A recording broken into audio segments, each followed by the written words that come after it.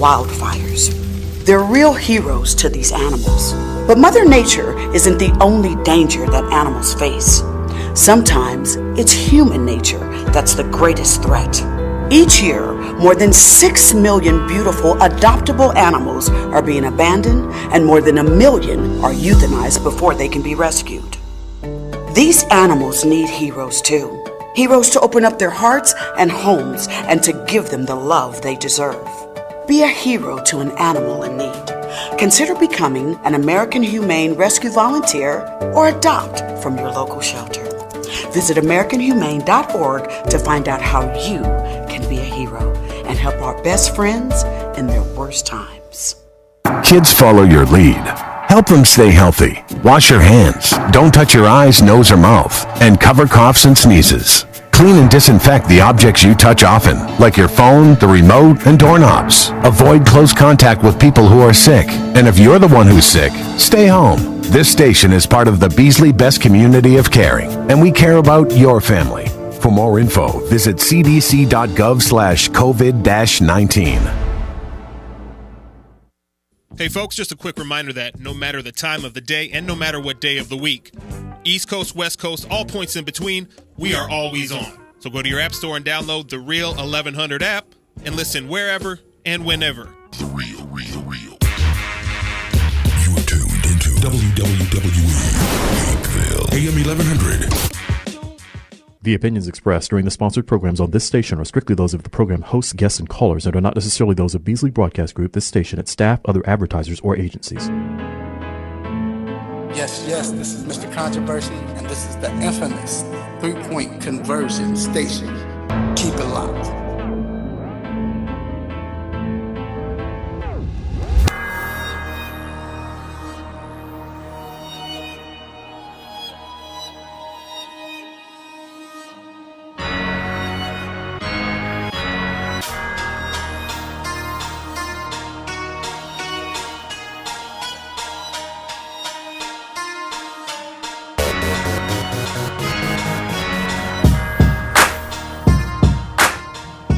Yes, we are back inside the three-point conversion sports lounge. And I'm your host, Mr. Controversy. Did you miss me? Hopefully everyone is safe and healthy. Hope you had a good holidays. Got to at least talk to your family if you couldn't be with your family. But it's time for sports, everyone. And yes, I am not doing this by myself. I have my crew with me.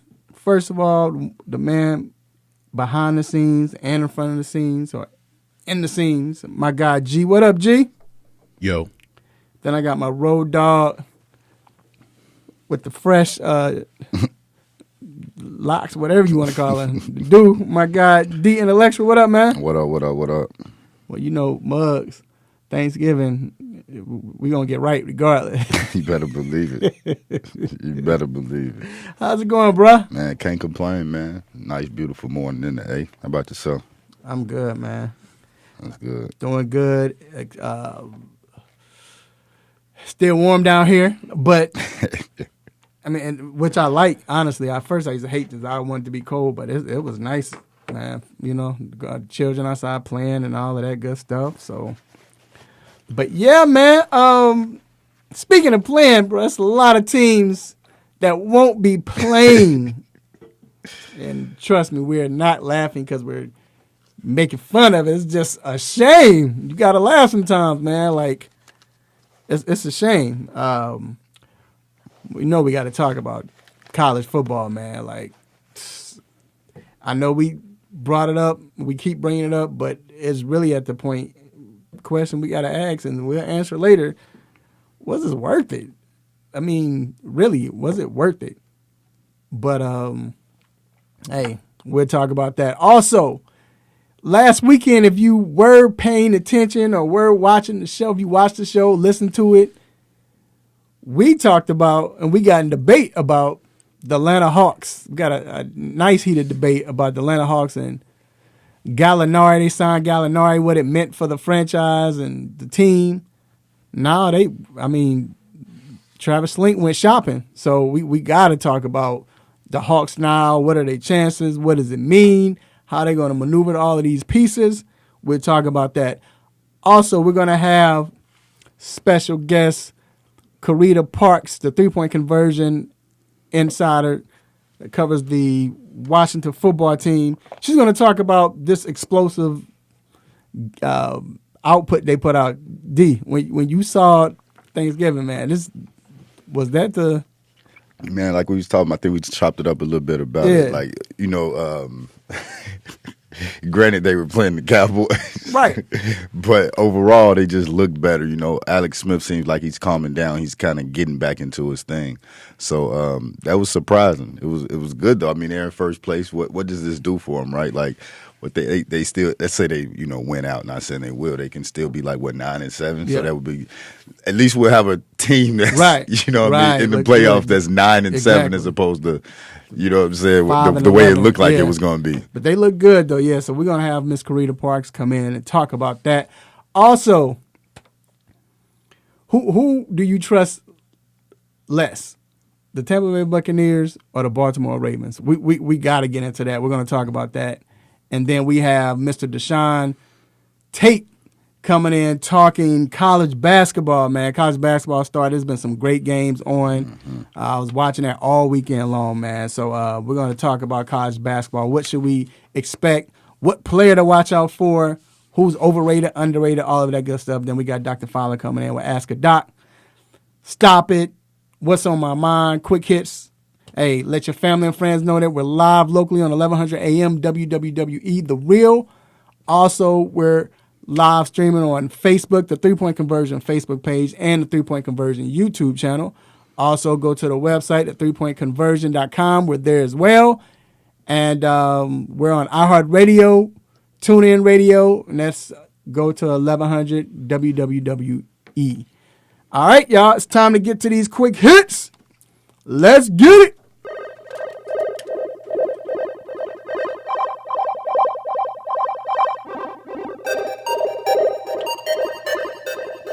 Shout out to Sharon Beats for the sick beats. First off, Ohio State head coach Ryan Day has tested positive for COVID-19 and was not going to coach today's game versus Illinois. But the game has been canceled due to an outbreak with the Ohio State program. Under Big Ten rules, the game will not be rescheduled. So, it's COVID, man. Like, this is part of, this is part of everything, man. Like, one day, it could be game time. And the next 2 hours later. Right. Not the next day, within the next few hours, it could change up, man. Right. And this was the expectation, right? Like, we kind of knew that, eventually it would kind of be some games that's being canceled, things like that. I mean, that's just what it is. Right. And speaking of COVID, so the NFL decided to close facilities on Mondays and Tuesdays unless you have a game that Monday or Tuesday. But other than that, every team that's not playing that played on Sunday or just Thursday, the facilities will be closed on Monday and Tuesday due to the fact that players went to go see families in other cities and things like that. I thought that was a cool and... What does 2 days do? I mean, you're right, but... Well, I guess if you've been in contact, that's 4 days. You thinking of Thanksgiving? Well, no, because they play Sunday. You're right. I don't know. It sounds good. Yeah, it just sounds good. It doesn't really make any sense. You know what, G? I'm not gonna lie. When I first saw it, that's what I said. Was like, okay, I don't get the point. Like, I understand with Dallas and Washington and Lions and Houston. Because they played Thursday. Mm-hmm. So that gives them time, but I don't know. Why we still got to deal with watching Detroit every Thanksgiving? Can't that change or something? They were the first to do it. So?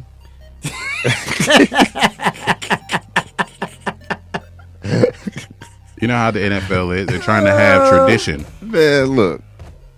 As much tradition as possible. It's all going away. They're That There are only a couple of rivalries. That year they went 0-16. Then they go 0-16. Yeah, they still was up. Like, I mean, it's been tradition for like 75 years. Look at it like this: 70 years at least. Either one thing you know is you're gonna get it. Either the other team, the other team gonna have a good game, and players gonna break out. I mean, the NFL is changing. They're making social injustice wrong and things like that. They can change the Thanksgiving game. Moving on, Sarah Fuller will become the first woman to suit up for an SEC football team and football game, and may become the first woman to play for a Power 5 school today as Vanderbilt faces Missouri. Fuller is a goalkeeper for the Vanderbilt women's soccer team. Her opportunity came because many of the Vanderbilt specialists are in quarantine due to COVID-19. I think that's dope. I think they should go ahead and like make it happen. You know what I mean? Don't like if there's the opportunity, go ahead and let her get out there and do it. I have a question.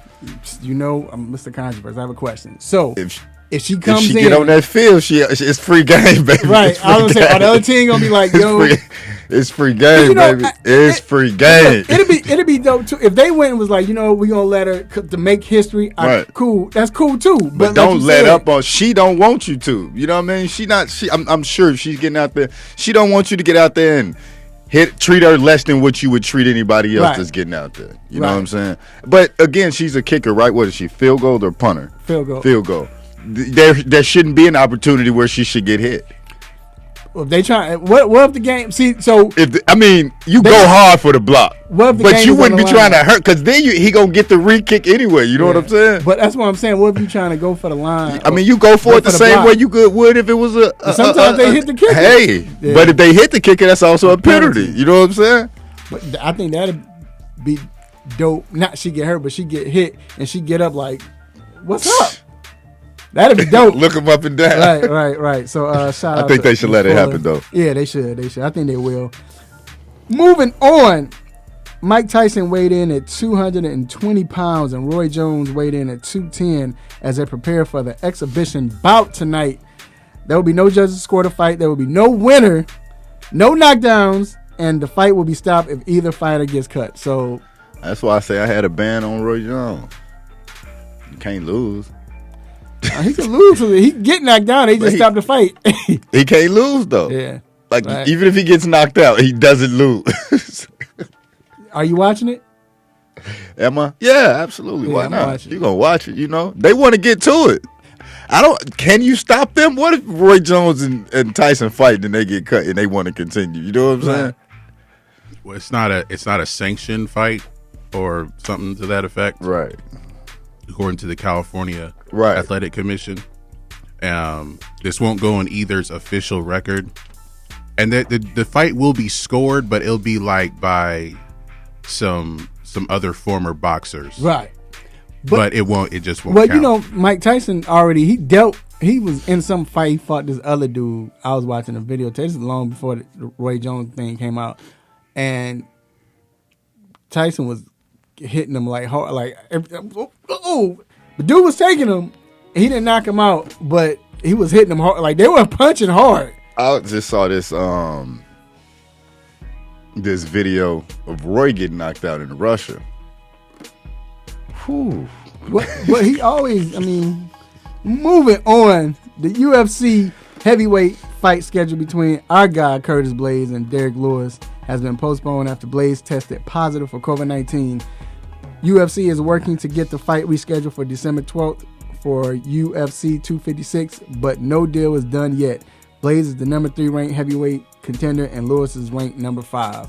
So prayers go out to Blaydes. Yeah, man, that was gonna be a good fight, man. It was. That was gonna. I just saw Derek Lewis fight, a little rerun last night. He be doing this thing. He say he fight for his kids. So when somebody say they fighting for their kids, they be out there serious. fighting different. You know what I mean? But Blaydes the homie, man, and I really wanted to see that he trying to get to what he, doing. So man, I just hope they can reschedule it. Yeah, that'd be good. And I hope they can reschedule it for the 12th so that we don't have to wait that long. Right. And last but not least, Texas unveiled a new 12.5-foot statue of Julius Whittier, the Longhorns' first black letterman, outside of Darrell K. Royal Texas Memorial Stadium. Whittier played offensive line and tight end as one of the first black recruits at Texas. He was a part of the 2 national championship teams in 1969 and 70, and he went on to get his bachelor's, master's, and law degree at Texas, practicing law in state until 2012. He passed away in 2018, so that's cool for his family, and rest in peace. All right, we're going to take a quick break, and we will be back. See if it gets heated again. 3-point conversion. Let's get it.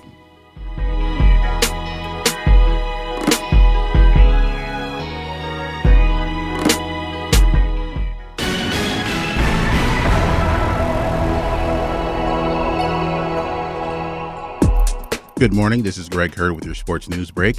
The Atlanta Hawks will begin their 2020-2021 preseason with a home game against the Orlando Magic on December 11th. Georgia Tech lost to Mercer on last night, 83-73. Georgia Tech forward Moses Wright led all scorers with 20 points. The Georgia Tech Yellow Jackets football team at 2-5 will host the 2-6 Duke Blue Devils from Bobby Dodd Stadium today. The Georgia Bulldogs men's basketball team will begin their season at home on Sunday versus Florida A&M. The Georgia Bulldogs football team at 5-2 are heavily favored as they head to Columbia to face South Carolina. Georgia State Panthers moved to 2-0 after defeating Toccoa Falls 105-60. Justin Roberts led all scorers with 23 points and 6 assists. The Georgia State football team at 4-4 looked to move above 500 as they host in-state rival Georgia Southern today. And the Atlanta Falcons will host the Las Vegas Raiders for Week 12. Todd Gurley is listed as out with a knee injury, and Julio Jones is questionable with a hamstring injury. So please continue to follow us for all of our sports news and updates at the3pointconversion.com and all of our social media, Twitter, Instagram, and Facebook.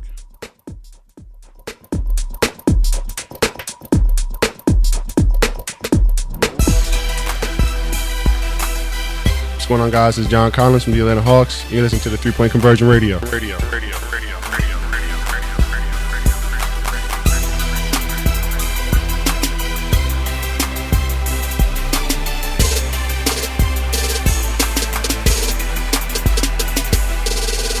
Get ready. From the oven to your ears, it's now time for the Hot Topic. Yes, we are back inside the 3-Point Conversion Sports Lounge with your host, Mr. Controversy, and I got my guy, D Intellectual. What up? And this is the Hot Topic. We are discussing, well, again, if you're just listening, last week, me and D, the Hawks had just signed, or the sign and trade, but they had signed Gallinari and Danilo Gallinari, and we had a heated exchange, a debate. Not like we were mad, but we were talking about did they make the right things? Is he going to fit? Where is he going to play? Should they have got him or not? Since then, they've made more moves. They made more moves, and they went moves. shopping. I think G, do you have a clip? I didn't. G's getting the clip. So, and I got a chance to talk to Travis Slink and kind of ask him about the moves that he made, the versatility and all. And we're going to go ahead and play it. Especially with Trey getting the bulk of the minutes. Well, again, so Chris is a guy, if you think back in Chicago last year, I mean, they really essentially played him a lot on the wing. Guarding the other team's best offensive player, whether it was a 2 or a 3. He's that good defensively that he can get up into guys.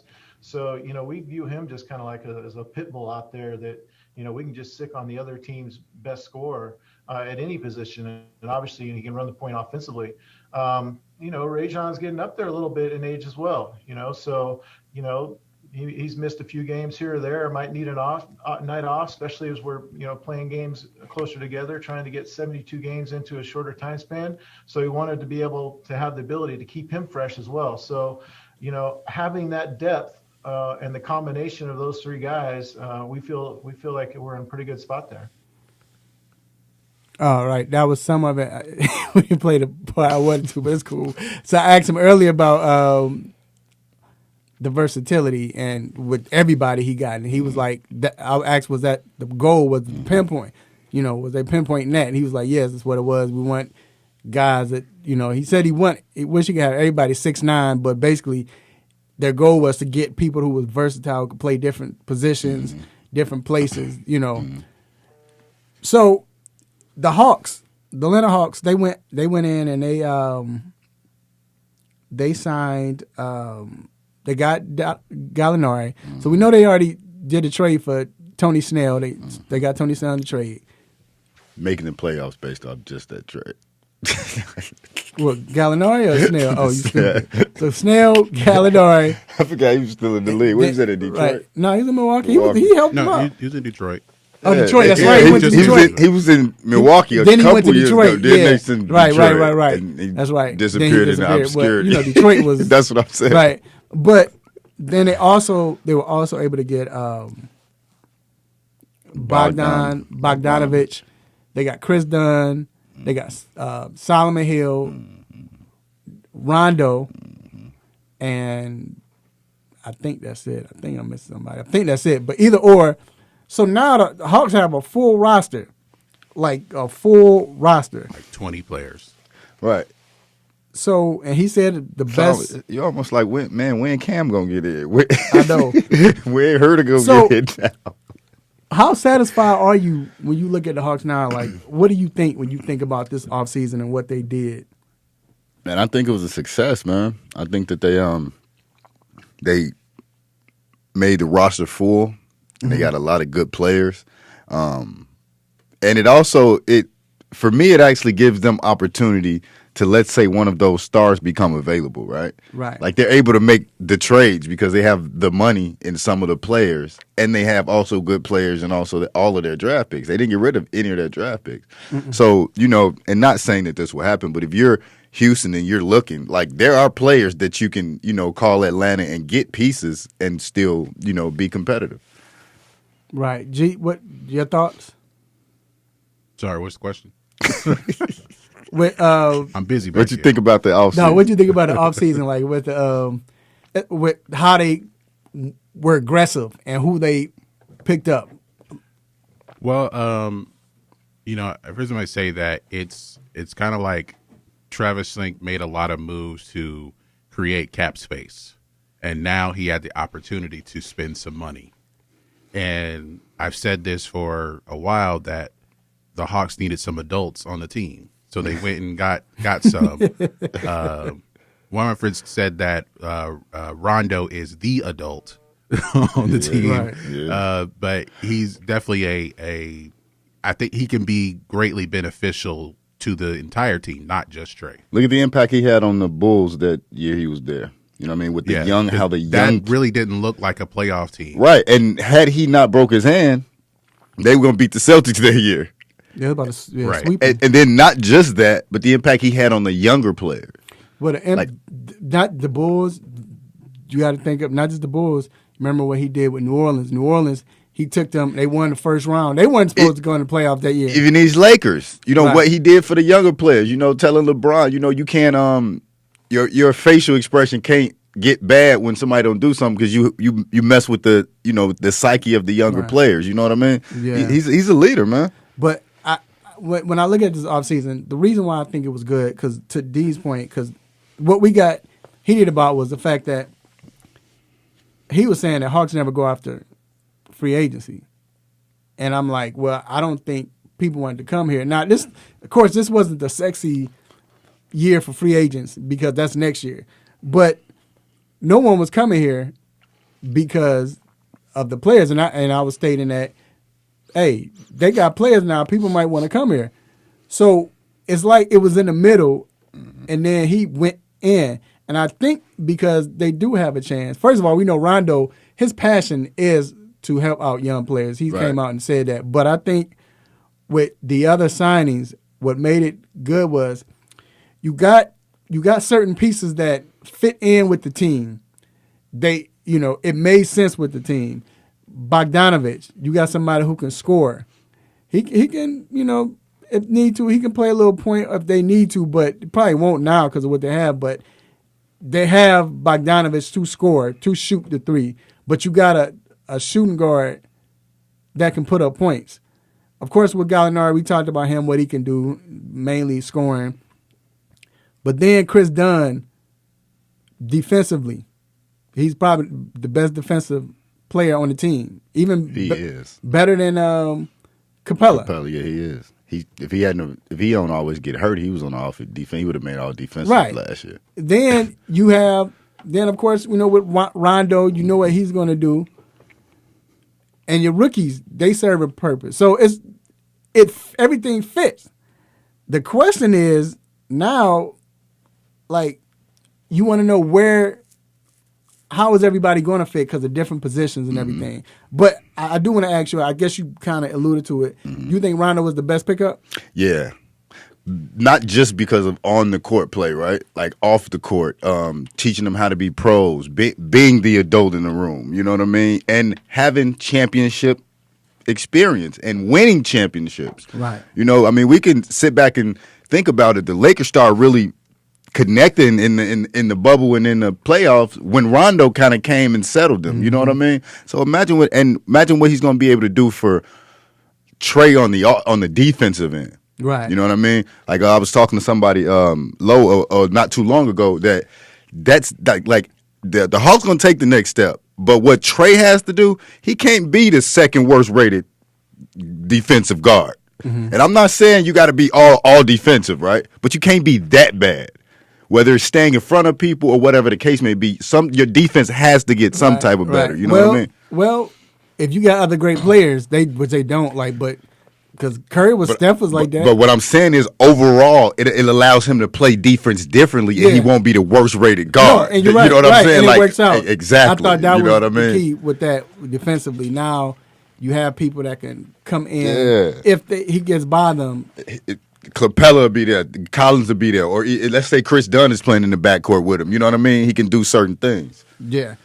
And then Travis said he wants to keep John Collins.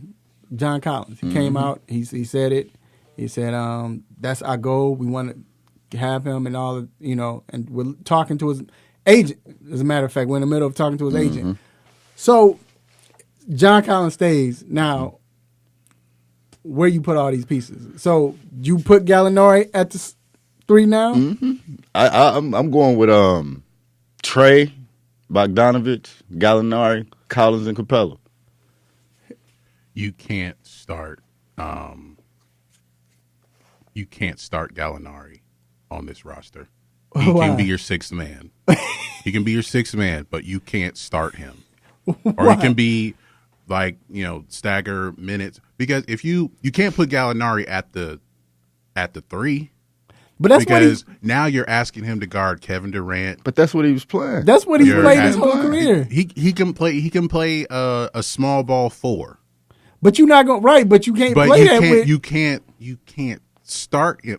The Hawks have, like I said, they have 20 players. Okay, they have a lot of players, and I understand he wanted to have depth because guys might get sick. Some guy he has some older guys like a Rondo who won't play on back-to-backs or anything like that. Right. But to have Gallinari to be the guy that you want him to be, and that so the other players can be what you want them to be, you can't start him. He can be your sixth man. He's the first guy off the bench. You need some instant offense. That's what he can be. But I think he's getting paid too much money to be the sixth man. Yeah, you can't. And then you don't want him to be. I mean, he might still play if he plays like 30 minutes a game. He's not going to play 30 minutes. Even if he starts, he's playing like 23, 24 minutes, 25. That's what he normally plays anyway. I think he's going to be at the 28 to 30.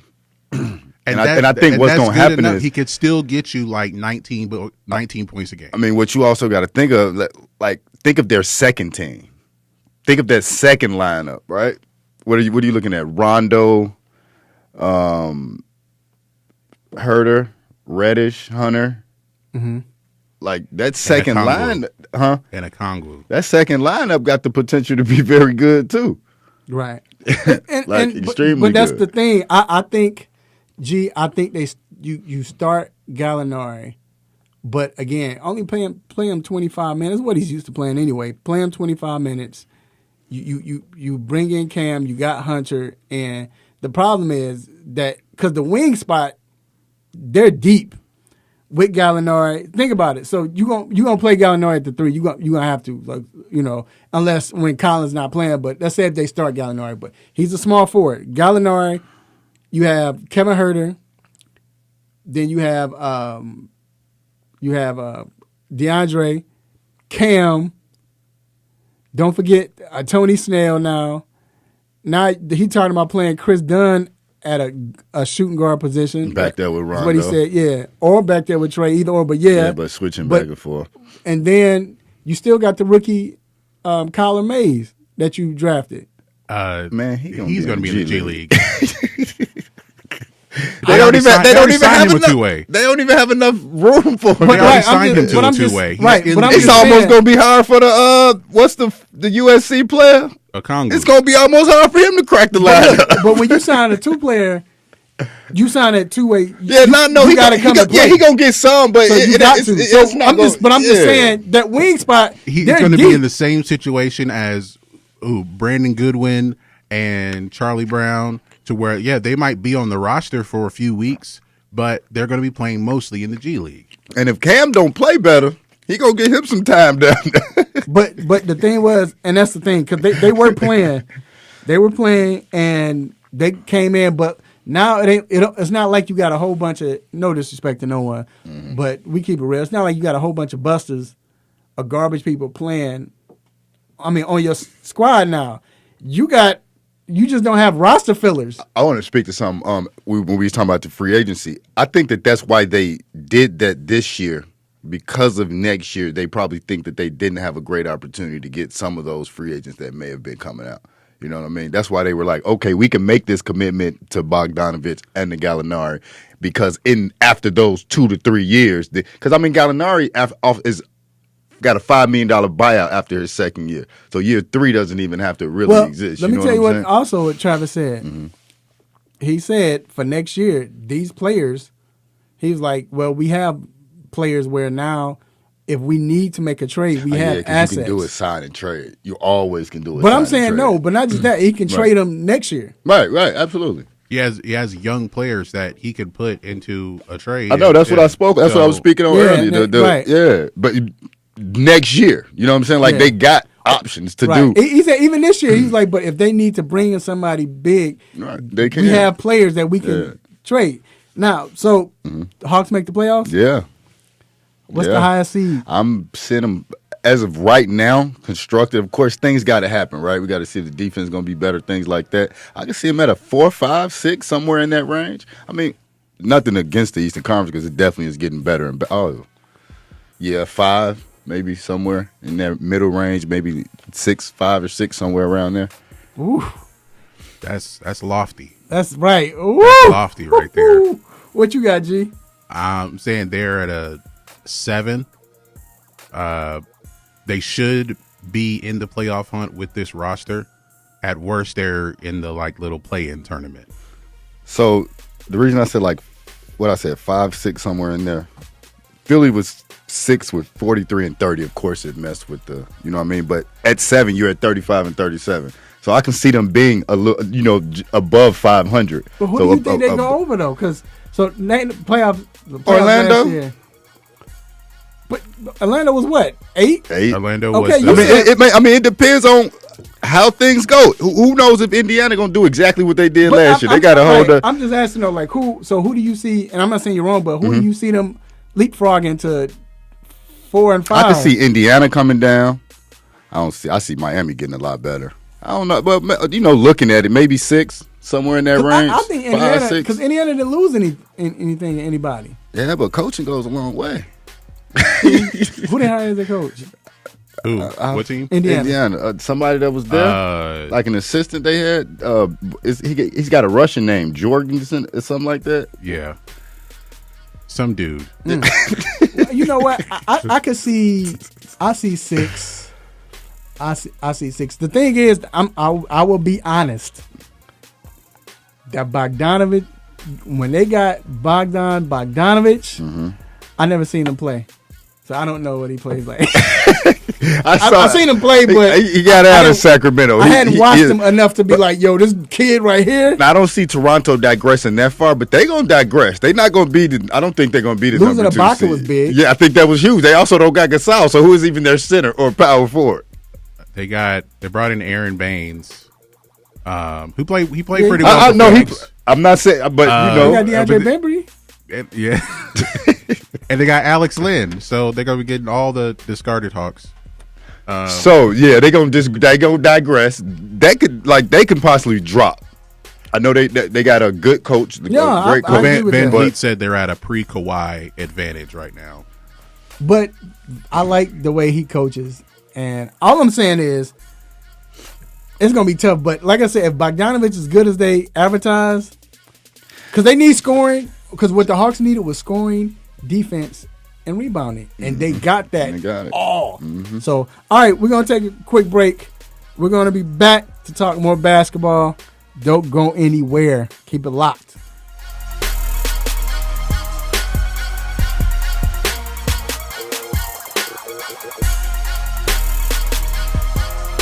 Hey folks, Handsome Josh is here to reveal some big news to all the AM 1100 listeners. I have an app. That's right, you can now check out all your favorite programs right here on The Real with the Real 1100 app. Whether it's sports, entertainment, or lifestyle, the Real 1100 definitely has you covered. So why don't you just tell me how much it's going to cost me? And here's the best part. It's available in your Google Play or Apple App Store, and it's free to download. Actually, you can count me in on this one. So download the Real 1100 app today and stay in tune with The Real.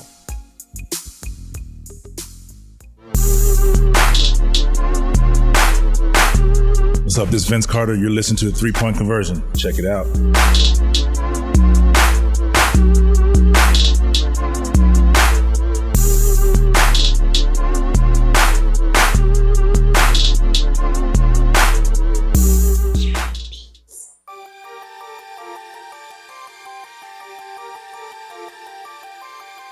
All right, we are back inside a 3 Point Conversion Sports Lounge.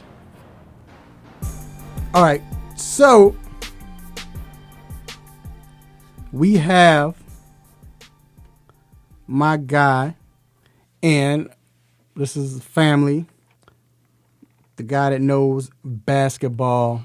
Like I said, I put him against any analyst, especially when it comes to college. I don't think nobody can mess with my guy, Deshaun Tate from Take Sports.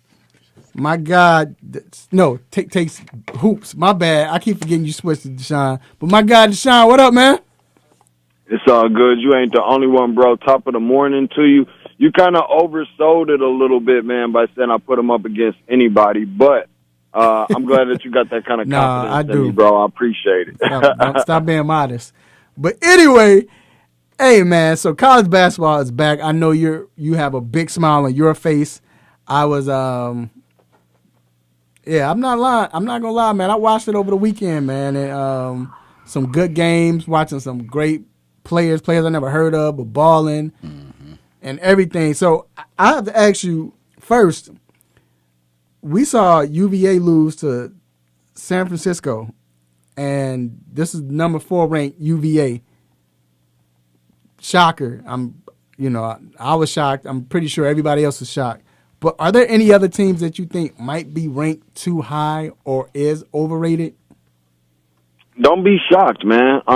That's still going to be a good Virginia team anyways. And I know you asked me about some other teams, but I want to address them real quick first because obviously everybody know that they are a team that tends to struggle to score. I don't think they struggle to score as much as they used to, but they do depend a lot on their defense, and they'll have this whole thing turned around in no time, and they showed that in some similar ways last year. But nonetheless, as far as some teams that are a little overranked or overrated, I think that they pretty much, for the most part, at least in the top 10, got the teams ranked right around where they need to be. Mm-hmm. I think Iowa at number 5 is a little bit too high just because they rely so much on Luka Garza, who is an absolute monster. If you go back and look at their first game on yesterday, Dude, Luka Garza had 36 points and 8 rebounds at the half and finished with somewhere around 42. So the problem is with that is they don't look like the same team when he's not on the floor. You get them in foul trouble or something like that, they're going to look much different. They're probably the only team that I would say right now that you can argue shouldn't be a top 5 team. That's crazy. I actually was going to ask a little bit about him, but I guess you said it. He a dog. Yeah. So what teams you feel aren't getting the respect that they will get later on in the year? I'm not sure that there's really a ton out there like that, really. I mean, I'm not sure that I really see any that are really being disrespected just yet, to be honest with you. I think that there's some players maybe that should be considered, at least, should be talked about a little bit more. Right now, everybody's talking about Jalen Suggs from Gonzaga, a true freshman. He was Mr. Football and Mr. Basketball at Minnehaha, coming out of high school. Same school as Chet Holmgren, number 1 player in the senior class for 21, by the way. But nonetheless, I think Josh Christopher should definitely be talked about a little bit more, especially in the freshman class, who's at Arizona State. And I think probably Brandon Boston over at Kentucky, man. The dude is an animal, and that probably won't surprise anybody because Kentucky typically recruits as well as they have shown that they have in the past. And it's funny because that was the next question I was going to ask you about was the players that we I got you covered, baby. That's what I'm here to do. I got you covered before you even get to it. Right. And once again, we're talking to Deshaun Tate. He's you got to watch his show. He has a show on you're on YouTube, so all social media platforms.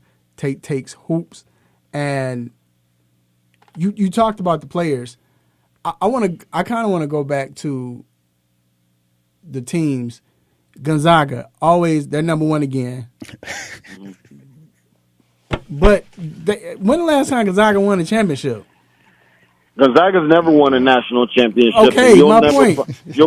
You'll probably never see me take them, and I'll explain to you why. I mean, the number 1 is always going to appear to be justifiable because even though they did lose a lot more than I think people are really talking about between Philip Petrusev and Killian Tilly. They got a good recruiting class coming in. They're known for having some good transfers and so forth. But I'm going to tell you what their issue is and why I typically never choose them. Is because they realized that they had to beef up their non-con a little bit and schedule some better teams. They're getting ready to do that. Obviously, they already beat Kansas earlier in the week. I think they got Tennessee and probably about 2 or 3 other teams that are highly ranked coming up for their non-conference. That's something that they know that they have to do. Because they play in such a down conference in terms of regular season, that being the West Coast Conference. Now, with that being said, their issue is they beef up the non-con, play a lot of really good teams, and then instantly adjust to the West Coast Conference playing 18 games against, the San Franciscos and BYU and St. Mary's and so forth. Now, you expect for them to turn around and compete the same way coming out of the conference tournament and into the NCAA tournament, where it's harder for them to adjust, where it's a one and done or win and go home type of situation. I think that's one of the biggest reasons. Y'all gonna have to get out of, if you don't do the Pac-12, fine, okay, but you got to get out of that West Coast Conference. That's essentially looking like Notre Dame, who says we want to remain independent. We don't want to go to the Big Ten. We don't want to play ACC football. We want to do it our way and our way only. For me, you got to at least go Mountain West, bro, and at least get in some of them teams like your, New Mexico States and New Mexico and some of them other teams that are at least an upgrade. Mm-hmm. Now, we all know that college basketball is really driven by the fans. With the Big Ten and other conferences not really having fans, not having fans at all. How much of an effect do you think that will have on the game? I think it has some effect just because, much like the bubble in the NBA, it kind of neutralizes things a little bit. There's no home court fans and there's no fans that kind of, it's kind of like what you're seeing in boxing right now, because I think boxing is another one of those sports that's so driven by fans. And when you don't have that, we find out exactly what you're made out of. Mm-hmm. We're going to see Michigan State play at Duke, I think on Tuesday. And I just think that Michigan State has a good chance of winning, or a better chance than they would at winning, because we know that, Duke is driven by the Cameron crazies at Cameron Indoor Stadium. So from that standpoint, I think it'll neutralize it a little bit more. But if you real and you really like that, then it's not going to matter if you got the fans in attendance or not. Yeah, the games, definitely watching the Big Ten Classics. But Big Ten Network and watching the games, Big Tens. And you saw it where, like, even with Illinois, we were watching it. Illinois played, who were they playing? Ohio. And Illinois ranked number 8, but they couldn't get going. Like it couldn't. No energy. And it was like, but Ohio, everybody on their bench was hype, yelling and you could tell Illinois, they won, but they were struggling. Well, I tell you what. First of all, Ohio is a pretty good team. The Bobcats is a good team. You never heard of this Preston kid who redhead Chucky Finster? Okay, that's how I call him. Carrot Top. All right, He's a ginger, but he don't play ginger like. You know what I'm saying? Now, in terms of Illinois, let me tell you something. Illinois is going to be a very good team. Obviously, they're ranked in the top 10. I think number 8. So that's somewhat justifiable. I think they're bringing back Ayo Dosunmu, who's a junior, one of the best in the country. I've been loving him since he was a freshman out of Chicago. You got Kofi Coburn, who is a Jamaican, a big man up front, probably about 7 foot, 300 pounds. I'm not in love with the way his last name is spelled. You might want to check that out off the air. But he has real game. He's solid. It's hard to get around him. He's thick and he's serious like that. Brad Underwood always has his teams playing really well defensively, and they scored over. They won their first 2 games by over 55 points. So this one being a little bit more close, I think is just more incentive on exactly how difficult it's going to be for a lot of these teams going into the season. You're not going to be able to overlook anybody. Okay, yeah, that makes sense, man. Well, all right, man. We I just read that name. I had already saw his name, but But we appreciate you coming on. But yeah, that Preston kid is the beast, man. We were looking like, if this dude don't sit down, I call him Tasha Bob, but I know you got red top. Either or, that dude with the hair was balling. He was balling. Preston was Carrot Top can get down. Yeah, Carrot Top can get down. I call him Chucky Fenster. You know what I'm saying? Rugrat. Right. Well, all right, Deshaun, man, we definitely appreciate you for coming on. Of course, it's not going to be the last time I have you on. But, hey, once again, man, appreciate it. And y'all follow him at Take Hoops, TakeHoops. All right, man, have a good one. No doubt. Thank you, guys. Appreciate it. Yep. All right, we're going to take a quick break. We'll be back to talk some football. Don't go anywhere.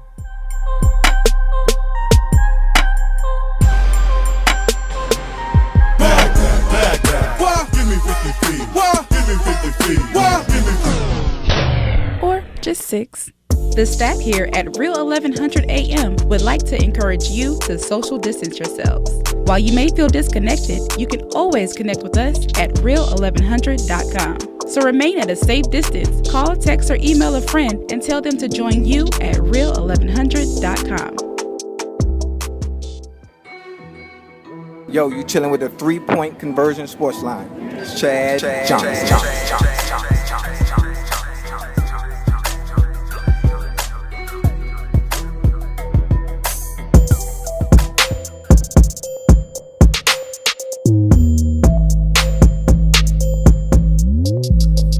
All right, we are back inside the 3-point conversion sports lounge. Back with D Intellectual, G, and myself, Mr. Controversy. All right, we talked about it a little bit. We jumped on a little bit, but we talked about the college football season not being where they wanted to be. We talked about Ohio State. This is their second game where their game is canceled. This time is because of Ohio State. But Miss Wisconsin. This is their third game, right? G. 15th. Probably closer to 15. Like they've only played 3 games, and they won't play again. Their game is canceled again, and I just wonder. I keep harping on this, but D, was it worth it? No, I mean, like you just said, Wisconsin gonna end the season playing how many games? 5. Like 5 games, right? 5, if they play the rest of their game. If they play the rest of their games. If they play them. Yeah. Right, because this easily can go into next week, and then they'll be down to what, 4 games? Right. Like, This is not their fault this time. Right, but still, it's overall. Yeah, and so, G, if they play 5 games, if they play under 6 games, they can't make the Big Ten championship, right? Right. You have to play at least 6 games. If the average for the conference is under 6, then they could get in. Is it there? It's probably around there though, isn't it? The average. We'll have to see how the rest of it shakes out. Yeah, because Big Ten they've missed games, but I don't know. But still, that's crazy. But like this, Northwestern has played 5 games. Michigan, Penn State, Nebraska. I mean, other schools have played 5 games. Right. So the rest of their games would have to be canceled for Wisconsin to have a chance. Yes. So now it really, and I understand you want sports, you want the kids to play. The parents were pushing to play, but it makes you wonder, NCAA, like, what was their thinking behind all of this? How much money did they actually get? How much money did Wisconsin actually gonna wind up getting? Right, because they have to accept that it's better than 0. Yeah, apparently, right? Yeah, because they're losing, they're not playing. But so again, I just want to go. I want to go back to how are they going to do the playoffs? Because right now, when you look at it as a whole, their team, like Georgia's lost 2 games. They ranked number 10, I think 9, I think. They're ranked number 9, I think it is. So it's like, nah. Yeah. So with teams still not playing, this is really affecting. I think it's affecting the playoff chances and the championship, chase to the national championship, more than we expected it to. The way that I think it's being affected, that not a lot of people are going to talk about, is that I think ever since the inception of the college football playoff, there's been this need to have we might call the blue bloods of college football. Like Alabama makes it almost every year. Right. Clemson has made it almost every year. Notre Dame made it at least once before. Ohio State's made it a couple times. Those are the top 4 teams right now. I don't think the committee wants Ohio State to fall out of that top 4, but they would have to if they're not playing any games. But right behind them is Texas A&M. They don't want to put Texas A&M in there. No. They probably might not make it if they have to play Alabama. They throw Florida. They push Florida. They might put Florida in there, even though they'll have to play Alabama in the SEC championship. They don't want to put in Cincinnati. Yeah, no group of 5 school has crashed the party. They don't. They will do everything they can to avoid putting Cincinnati in there. They'll put Northwestern in before they put what's in his Cincinnati. name? Fennebaum. He said he thought that Northwestern was going to be top 4 going into this ranking. So the committee will put them in. Yeah. Like, we have to put a Power 5 school in the 4. Yeah, Cincinnati can't. If it can't be Ohio State, we got to put in somebody. They'll grab Northwestern. They might grab Georgia if they have to. Mm-hmm. Do you think it would be good to see a team like Cincinnati or Texas A&M, one of them small teams, to get just one of them though, to get in, for it to be that? I don't know, man, because every time we have like like Notre Dame goes or this team goes, and then they play 1-4, and then the score is like 42-13, and you like, dude, like we didn't want to see that, you know what I mean? So that's what becomes the problem, right? You get them against Alabama, and then Alabama 62-13 or something, you know what I mean? And then you like, dude, we like, you know what I mean? Right, but Notre Dame is going to get every chance possible. Yeah.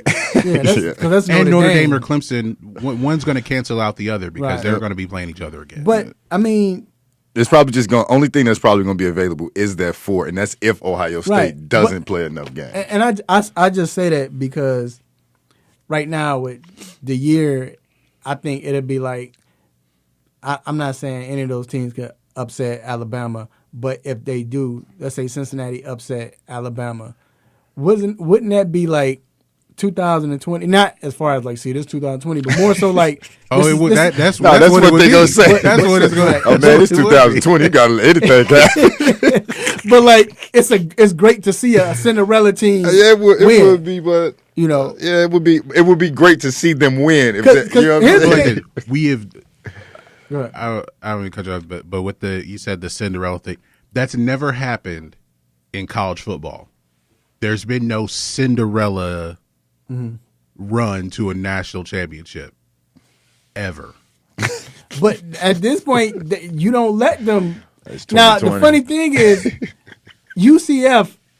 Shout out to them. We the 3-point conversion cover them, but shout out to Kyle Nash. But UCF Knights, they've had the chance, and every time we like, all right, they can get in, they should get in, and they fellas, they lose. One time I think the quarterback got hurt, which was horrible for them. Mackenzie Milton, who I think played yesterday. Yeah, but every year they get there and they fail. So, like I said, with Cincinnati, they look deep enough to where they can do this, but again, are they going to get the chance to? I don't know. So but they said no group of 5 teams has ever gotten in. Get the chance. Right. Even if they go undefeated. Even though the when that last Monday rank comes out, they're going to be like, yeah, Cincinnati. The strength of schedule. Great season. The strength of schedule should be thrown out. But that's still going to be considered. And they're going to say, Cincinnati didn't play a strong enough schedule. The biggest team they played was Army. And they were 22 at the time. It's not going to happen yeah, for Cincinnati. It's not. It's and not. And I mean they would need everyone in the top 6 to lose. Like everyone ahead of them has to lose. And they still might not. They still gonna put them 4 up there. The 4 teams gonna still be in there. Do you remember? I can't remember what year. The year when Alabama lost 2, and everybody was mad. It was between Alabama. The last seed was between Alabama, Ohio State. I can't remember, but Ohio State ended up not getting in. I think I remember. And I think Ohio State won the Big Ten. They beat the brakes off Wisconsin, but Ohio State didn't get in. They had lost 1 game, I think. Yeah. They had lost 1 game. Yeah. But and Alabama didn't play in the SEC championship. Yeah, right. And Georgia. people were mad because it didn't make sense. Right. So they definitely not gonna put the Bearcats in there. So that's why I say I like what NFL is doing as far as, hey, if this affects the league so much, we might just have an 8 team. That's what they need to do. Come on, college football. It's Let's do this. 2020, man. Y'all done brought all these people. They're risking their lives. They're risking their health. And it's this shit. I mean, they could probably pick. No, they're not ever gonna do that. I was gonna say maybe 2 more teams, make it 6 teams this year. Well, just 8. Because it's got to be 8. But 8, yeah, that's what I'm saying. Just do it. Why not? Look, your excuse always would be it's 2020. Yeah, that's all you. That's all you got to do. You'll get away with that, and you'll get some more bread. Yeah, you'll get money. You could make up some of that bread. I mean, it's a logistical thing with the facts. They'll probably wait till the pandemic is over before going to 8 teams. But it's something that they should consider because I think they should like make an effort to put in group of 5 schools Because we're talking about Cincinnati.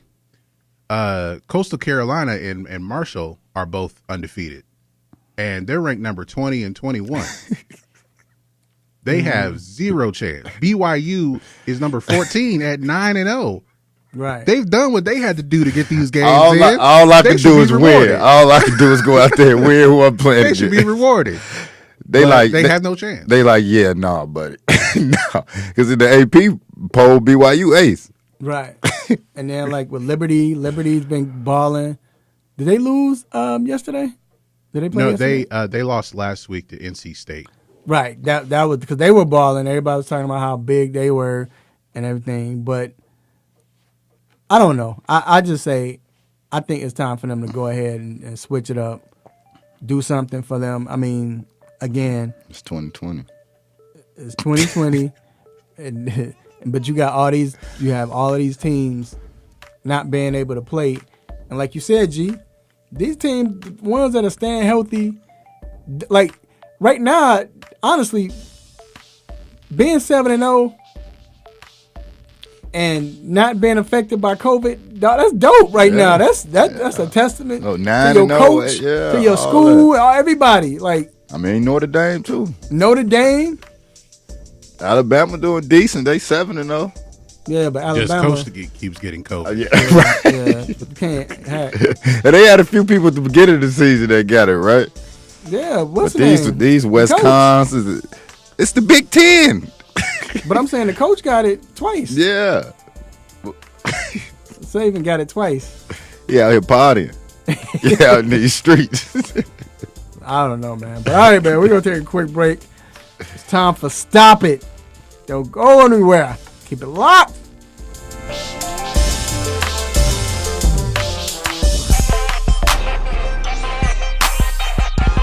Hey, what's good? It's your boy Nate Burles from the NFL Network and CBS. When the illest to do it. Hey, you listening to the 3-Point Conversion Radio. Don't you go anywhere. It's lit. It's lit. It's lit. It's lit.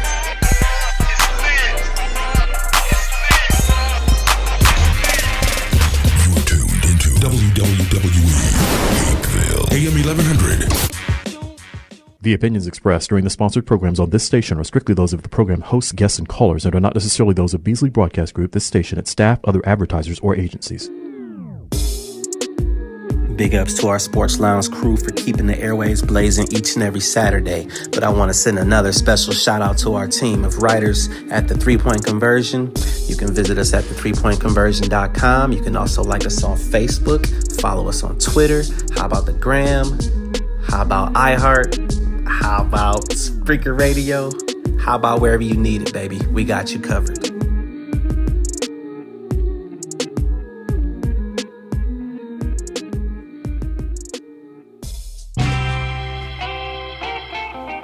No mercy. Don't let up on him. Go hard on him, Mr. Controversy. Hit him with the stop it button.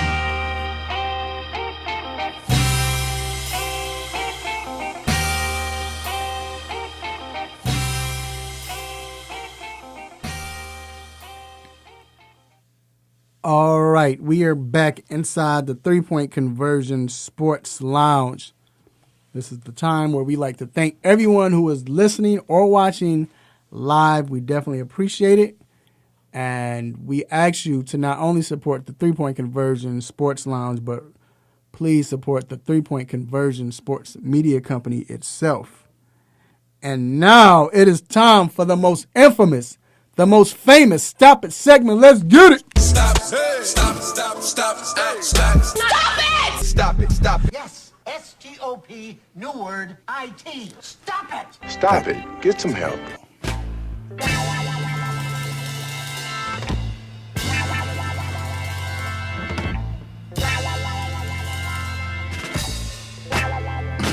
All right, D, it's on you, man. So as we were just speaking on the college football season, it's 2020.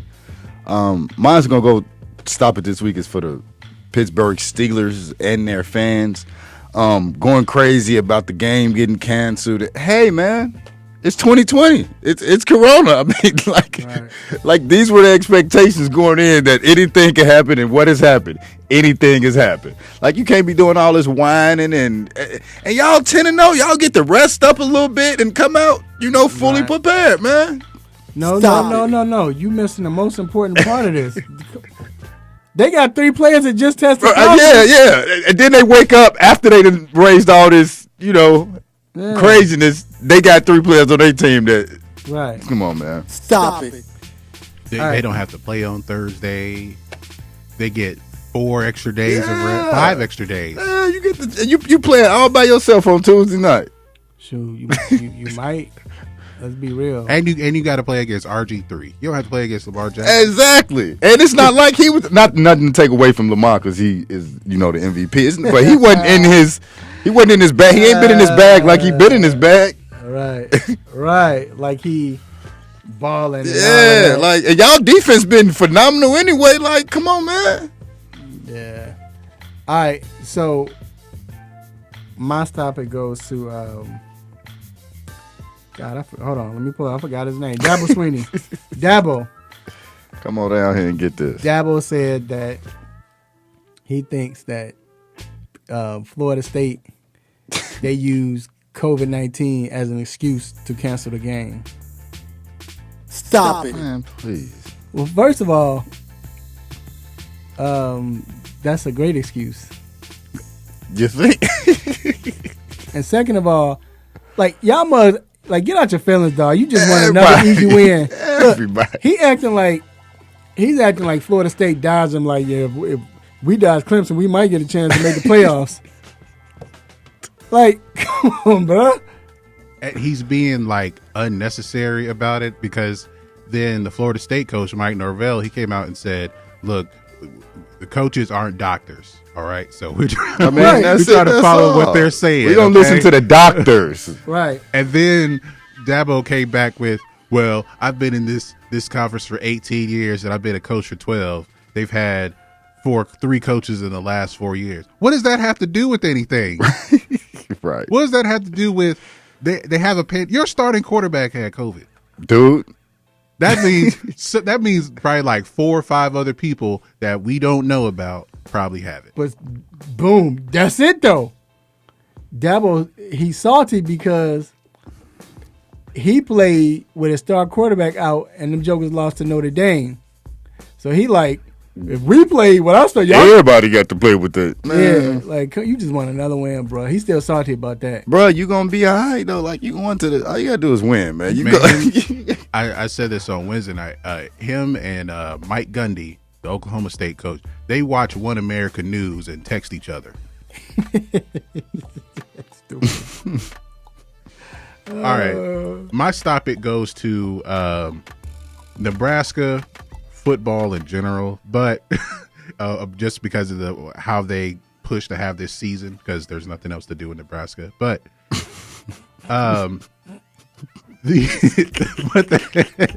but they lost yesterday to Iowa, and they were playing in Iowa, and the Nebraska center had like 5 bad snaps, and he said, and Scott Frost, the head coach, came out and said that he believed the clapping from Iowa's sideline was confusing his center and causing the bad snaps, because that's what you do in college football now, right, doing the clap. Is there any? There's nobody in the stadium, is there? No, but tell that quarterback, put some bass in his voice and call out these signals and stop with this clapping stuff. Oh, right. Like, why are you clapping? Yeah. Right. Like you got to do a clap so the dude will snap the ball. Say "hut" and you will get the ball. Because the funny thing, use your voice. Hey, the funny thing is, wait, give him to stop it. You ain't give him to stop it yet. Stop it. I believe what Frost said, because it probably was, because ain't nobody there. So it could have been a grounds crew person clapping their hands, and you can hear the echo, and you probably think throughout the stage. Yeah, just call play. That means you need to stop using these claps. Going to a silent count for what? There's nobody in the stadium. Right. Yeah. Oh man. So yeah, man. That makes sense, man. All right, y'all. We're gonna take a break, and we will be right back to talk some NFL football. Keep it locked.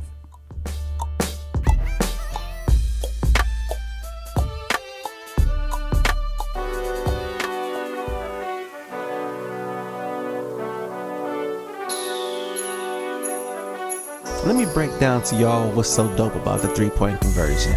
First of all, everybody is a fan of the game first. Second of all, everybody is a student of the game second. And third of all, we're the average sports fan just like everybody else. We're not coming in here, walking with our nose tipped high, acting snooty, acting brand new. This is a grassroots organization. Bar none. The three-point conversion, where fans' opinions matter. Be sure to visit the website www.the3pointconversion.com. Get your fix, get your articles, multimedia, and everything else that you, as a sports fan, need. So again, the3pointconversion.com. It's where it's at, man, where fans' opinions matter.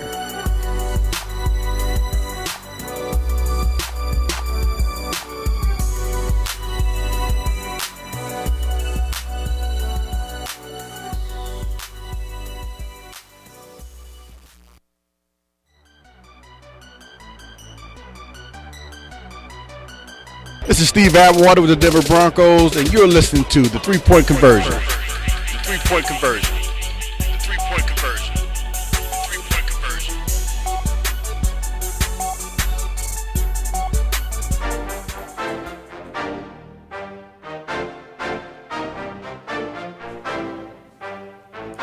All right, we are back inside the Three-Point Conversion Sports Lounge. And we have a treat for you.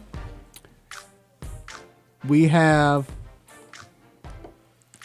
the Washington football team insider for the three-point conversion, Miss Karita Parks. How are you doing, Karita? Good. Good morning. Good morning. How was your Thanksgiving? Oh, Thanksgiving was good. I threw down a little bit, you know. Got some rest. Yeah, that's the thing. Win-win. We all needed. Right, yeah, we all needed that. And I suspect that while you were doing all of this, resting and everything, you watched the Washington football team play on Thursday, and man, they threw down too. They made Dallas look Jesus like a fried turkey. Worse than that, bro. Like, it was crazy. But speaking of that, like, man, are they as good as they looked on Thursday, or was it just the Cowboys? I think it's a combination. I mean, that was Washington's most complete game that I've seen them play all season. They were clicking on offense, defense, and special teams. I think it's a little bit of both. I think we're at a point where they've been playing together for a couple weeks, and they're finally starting to gain their chemistry. At the same time, the Cowboys are not the best team, but we have to give Washington credit because they could have just won, but they didn't win. They dominated. So I think we saw them come leaps and bounds and finally put together a balanced game, which is something they've been wanting to do all season. Yeah, because they look balanced. Yeah. The whole team, everybody. Front four looking good. Yeah. Defensive backs was looking good. Like everybody, Yeah. the offensive line, it clicked. Now, Alex Smith looked like he's finally getting into a rhythm with his receivers. Is he equipped to lead this team to the playoffs? And can you speak about the growth of Terry McLaurin? So on Alex Smith, I definitely think he's equipped to lead the team to the playoffs. He's the most experienced quarterback that Washington has. Clearly, we see that after his injury, he is still playing well. He was a little rusty at first as far as throwing some turnovers, and he had a turnover in that game. So we are seeing more turnovers for him, I think. But overall, if there's anybody that could lead the team to the playoffs, I do think it's Alex Smith. What about the growth of McLaurin? Like, because McLaurin is looking like a veteran right now. I don't know if y'all agree with me, but he looks like he been in because last year it was like okay, he did pretty good, but it was like, I mean, they don't have anybody else to throw to, like. Right. But this year, the routes he's running and getting open, and he's a go-to guy. He looks like a 6-7 year veteran right now. Yeah, well, let me just say something about last season. He was a rookie, but he was their best player on the team, no doubt about it. So although they didn't really have many options, he was still reliable, and he was still breaking out and running those routes and just making impossible throws. Catches. I think what we're seeing from Terry this season is not just his growth on the field, but like his growth as a leader on the team. You know, he's a team captain. He's showing up. I believe he's also realizing that although he is a receiver, there's other places and other ways that he can help the team. And we saw that on Thanksgiving when Alex Smith threw one of those interceptions, and it was Jalen Smith, I believe. Jalen Smith. He caught that interception, and he was on his way to the end zone. That was going to be a pick six. Terry McLaurin chased him down, stopped him at the 4-yard line, and the defense was able to hold Dallas to just 3 points. Yeah. So that was a turning point in the game because that could have gave the Cowboys some life. So we saw him step up in that perspective. So like I said, I think that we're seeing him becoming more of a playmaker, but we're also seeing him grow as a leader on the team. And he's out there breaking records too. Yes. And once again, we're here live with Karita Parks, NFL correspondent, Washington football team insider for the 3-point conversion. And you can follow her at Karita C. Parks and at Double Take Sports. That's DBLTAKESPORTS. You talking about McLaurin as a rookie. Mm-hmm. They have another rookie on this team, and this dude, each week you just see him keep getting better and better. And last week or Thursday, we saw him have a monster game. He had 115 yards rushing, 3 touchdowns, and it just seems like now everything's starting to slow down. I'm talking about Antonio Gibson. Do you think that's what's going on right now, that the game is slowing down for him? And do you think he will become the feature back? You know, usually they've been using this 3-headed monster. Do you think he'll become the feature back now? I think he will become the feature back. I think that was always the vision for him in a sense. Coach Rivera, he really took to Antonio Gibson. You remember in the beginning there were a lot of comparisons to Christian McCaffrey. I haven't seen them use him quite like they used Christian McCaffrey in Carolina, but Rivera always was impressed with Antonio Gibson, and we're starting to see him come out and break out as each game goes on. He's starting to get more comfortable. You know, when they let Adrian Peterson go, that was an issue for a lot of people. But now Antonio Gibson is proving that he can be that guy. On Thanksgiving Day, with those 3 touchdowns, he was the first rookie to score 3 touchdowns on Thanksgiving since Randy Moss. So Randy Moss, I mean, come on. Mm-hmm. Yeah. So I think he is definitely on his way to being a star, which seems to be what everyone thought he would be in the first place. Yeah, that's big. Yeah, and I also just want to say, now that the offense seems to be coming together as well, I think they're finding out how to use him better. Because he was struggling the first part of the season, but I think that now the plays that are being called for him are working out in his favor, and like I said, they're starting to learn how to use him better. So that probably goes to the effect of Alex Smith playing better and leveling the offense off is also helping him. And then the fact that when your division won a combination of 4 games between 14 6.5 because they got the tie. In 30 games, you can try out, which I'm glad. And honestly, not even being funny, but I'm glad they're doing it because if you're in this position, you have time to try out because you're still in the. Yeah, but yet still, it's not like if you lose a game or it's a wrap. Right, they can be 9-7. Like we said, they could be 9-7 and win the division. They can be 7-9. and still win. And still win. So, like, realistically. Yeah, that's true. So, it's like, why not?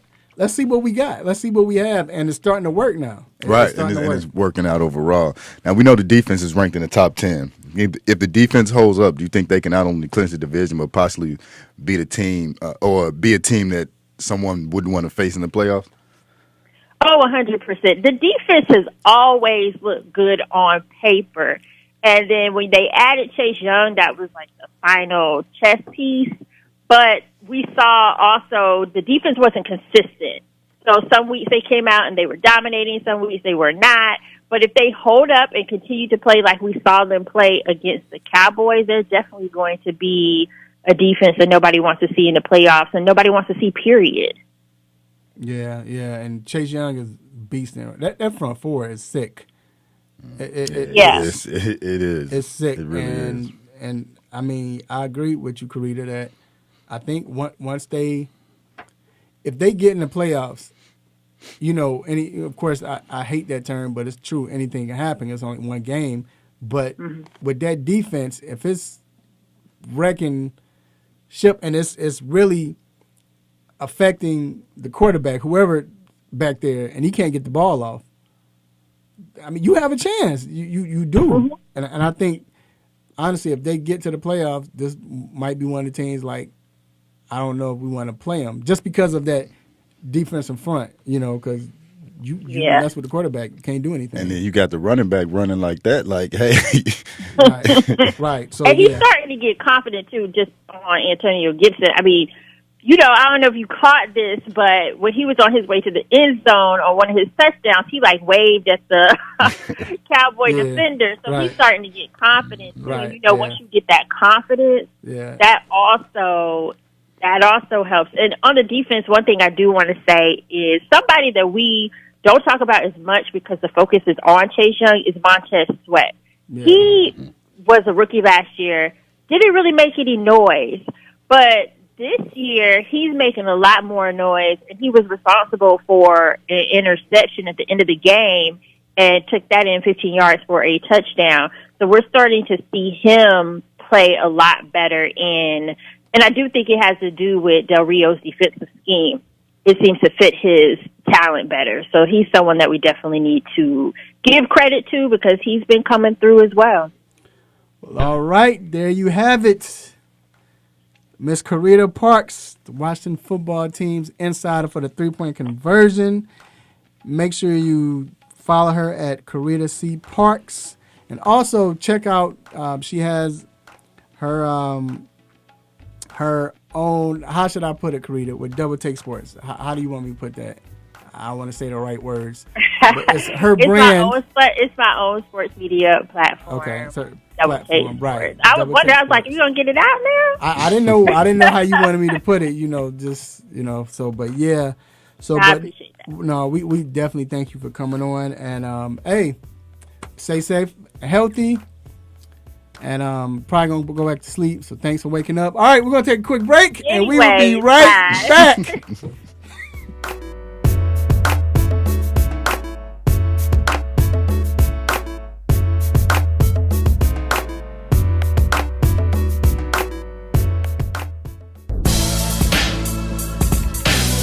What's up, world? This is Vincent J, aka the Fantasy Guru, and here are your fantasy facts heading to Week 12. We are just 2 to 3 weeks away from the fantasy playoffs, and with no teams on a bye this week, you're going to start your key players. If you're struggling at the quarterback position, how about starting Las Vegas Raiders quarterback Derek Carr this weekend on the road against the Atlanta Falcons?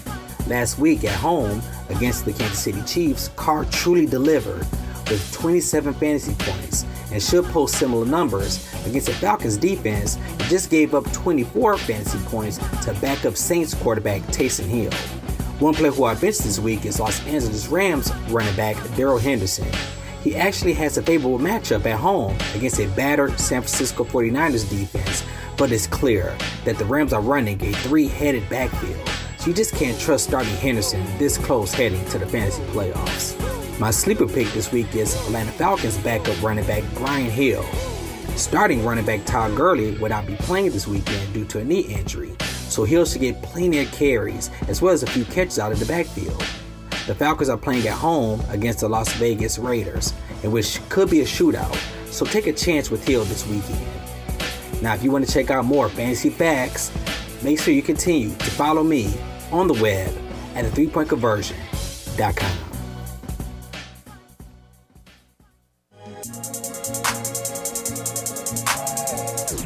I'm IT, aka Ike Taylor, aka Swag, aka One of a Kind, aka I don't shoot twos, I shoot threes on the 3-point conversion radio.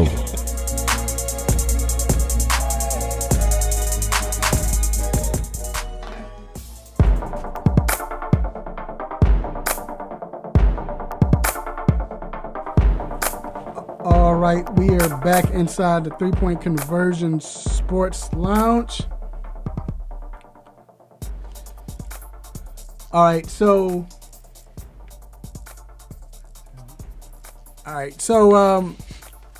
this week we talked about Baltimore, and we talked about how Baltimore right now is not playing well, right? But my question for you is, G and D Intellectual, who do you trust less? Is it the Baltimore Ravens? Or is it Tampa Bay Buccaneers? Because they're not playing well either. I'm going to say the Baltimore Ravens. They just haven't looked right, like overall. That's one of the reasons. But the other reason is that the conference they in. You know what I mean? Like, you're not going to be able to be. You might even make it to the playoffs being 10-6 in the AFC. You know what I mean? Right. So Tampa Bay, they still 7-4. They still can end up with 12 wins or 11 wins, and they'll probably get in. Baltimore, I'm not so sure. G, how do you feel with them? It's about equal for me, but for different reasons. Like I said, I think the NFL caught up to Greg Roman again. As far as the kind of offense they run in Baltimore under with Lamar Jackson, it's the same offense with Colin Kaepernick. It's the same offense that Tyrod Taylor got to a Pro Bowl. I feel like I'm missing somebody, but having that mobile quarterback and having that power running game, the league has caught up to it again. So they need to mix it up, but can you mix it up 10 games into the season? Right. With Tampa Bay, they're hamstrung by their quarterback. We know that with Bruce Arians, what does he like to do offensively? Throw the ball down the field, right. Throw it deep. That's what he likes to do. And Brady can't hit the deep ball.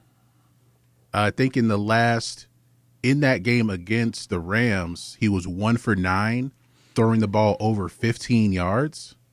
And he's 1 for 19 over like the last 3 or 4 games, throwing it 20 yards, 0 for 19. And the passes don't look good. No, they don't. They don't look good at all.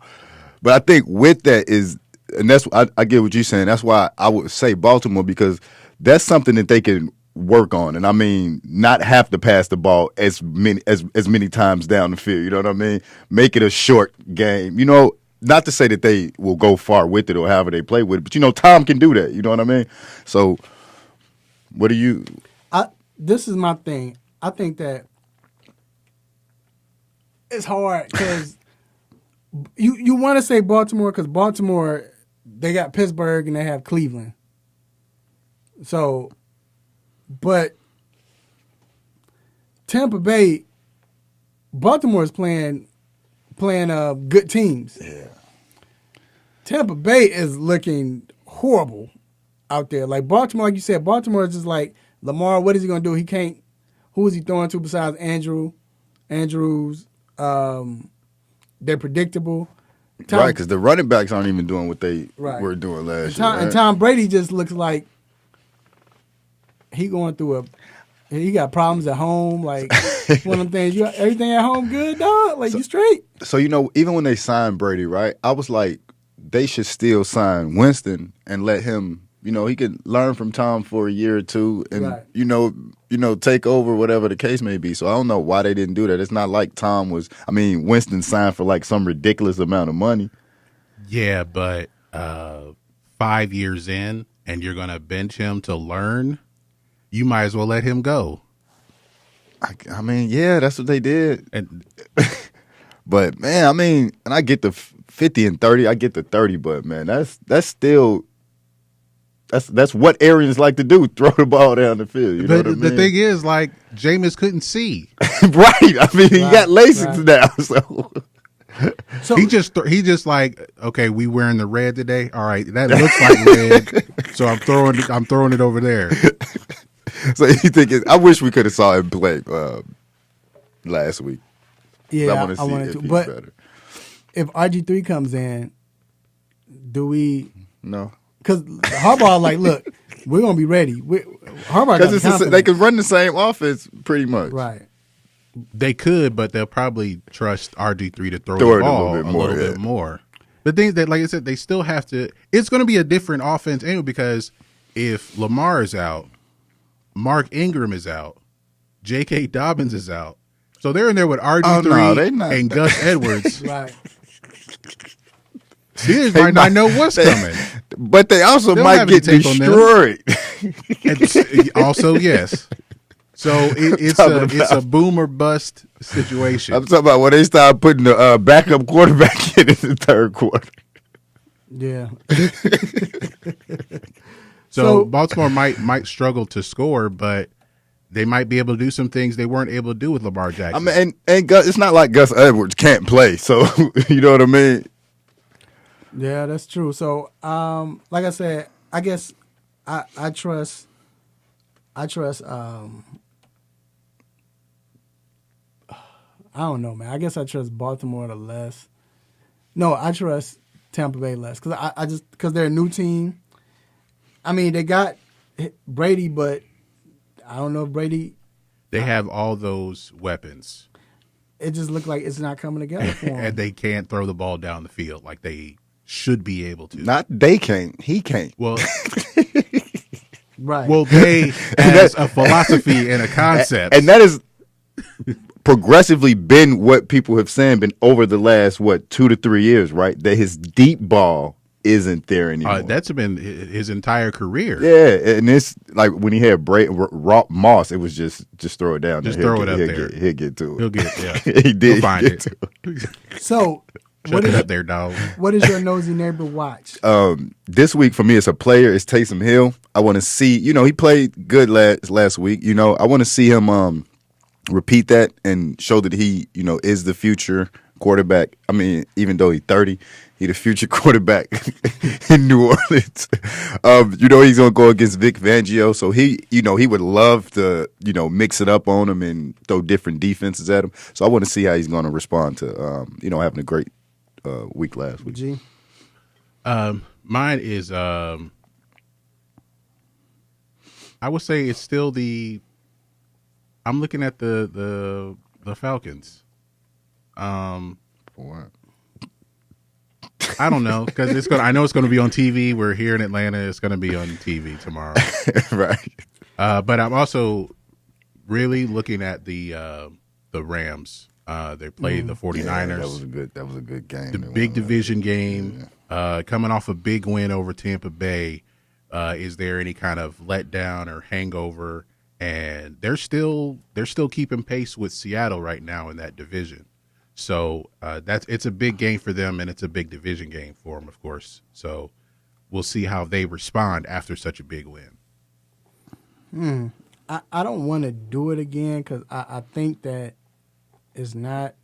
I mean, I think I did them like last week, but honestly, man, Miami. I know they playing the Jets, but I'm wondering what's going on. Like, Jets I ain't gonna lie, every time the Jets play, it's not like they're getting beat easily. I don't know why, but just 0-10. If the Jets lose, if the Miami Dolphins lose and Tua starts, they might be in trouble. Like, somebody might lose their job So I'm kind of wondering how everybody is feeling about this issue. Now, I think Tua is dealing with a thumb issue anyway. Right. So he's questionable. But if he plays and they lose, like the morale on his team, like, look, we had something going. Even though we know Tua's been playing well. They were 3-0 with him. Right. So, I mean, I think to put that on him in these last 2 games is a little much. But you know how it is, though, because you're 6-4, and now all of a sudden you're 6-5 if you lose this game. So just because they're going to use that as an excuse. That's how it is in the NFL. So that's what I'm looking at. I just wonder what's going to happen with that, man. So it's going to be interesting. What is your sleeper, Washington sleeper, but upset pick? So, looking at the schedule, I don't really see a lot of big possible upsets, but if I'm going to throw one out there, I'm going to say Jacksonville wins their first game. Second game. Second game. Jacksonville wins their second game. Again, just looking up and down there isn't really a lot of, upset. Potential upsets. I think Las Vegas, I was going to go with Atlanta over Las Vegas, but I think Las Vegas has been playing really, really good. Like, they're playing like John Gruden's type of football. Mm-hmm. You know what I mean? The defense, the running, David Carr is playing well. So I can't really see them upsetting them. So, yeah, I'm going to say Jacksonville going to upset Cleveland. G? I was trying to see who Cincinnati is starting at quarterback now. But I think whoever it is, I think they're going to beat the Giants. but when it happened, is that an upset? Like, you upset? You think they would beat the Giants? Ooh, that's an upset. Yeah, that'd be what the quarterback they have. I mean, I guess because of that. Who's starting? I was trying to pull up the depth chart. I don't even know. So that's why it would be an upset. Like some guy that they some guy they just signed. Some dude. Brandon Allen. Yeah, that'd be an upset. I don't know who he is either. He gonna come out and throw for 330, 4 touchdowns and 1 pick. My upset is Denver. I got Denver beating New Orleans. I mean, we talked about it. I think it was a blessing to play Atlanta, not because Atlanta's just that bad, but the fact that, first of all, and Denver still doesn't have any tape on this guy playing like that, enough tape. But the fact that Sean Payton knows Atlanta, they know how to play them, you know their tendencies, they're in the same division. And how their defense has been the last few years. Yeah, you know so what I mean? he knows all of that, Right. so he was able to take advantage. Mm-hmm. And offensively, too, because he knows that team offensively, so he knows how to prepare for them. But as far as Denver, I just think that Denver with Fangio, Fangio was a beast, and I just think Who they starting at quarterback? Who? Drew Lock? No, Drew Lock. Yeah, his shoulder back. Okay, I mean, he's been playing well too. So I could see that happening. Yeah, so that's my upset. But I really think that. But at the same time, it could be. When I said it, I think I said it last week. When I think of Taysom Hill, the person I think of the most, it brings me to that, and I hate it. But it was Cap. When Cap played the Chicago Bears that Monday night, I'll never forget it. And we were 72. Nobody seen him play. And then he came in, and then from there he just took off, and they went to the Super Bowl that year. Mm-hmm. So I don't think that they would bench Drew Brees because they have more respect for him than San Fran had for Alex Smith. But I think this could be that. It's possible. But I think Denver's going to get him there. I mean, but you falling for it, man. I mean, to be honest, if that plays out like that, they don't have to bench Drew Brees, right? Like, they can make that injury be more than just 3 or 4 find some weeks. more crack ribs. You know what I mean? It's not healing, or you know what I mean? Right. You know what? He had 11. Now he's got 23 crack ribs. It still ain't healing. He got hit in practice.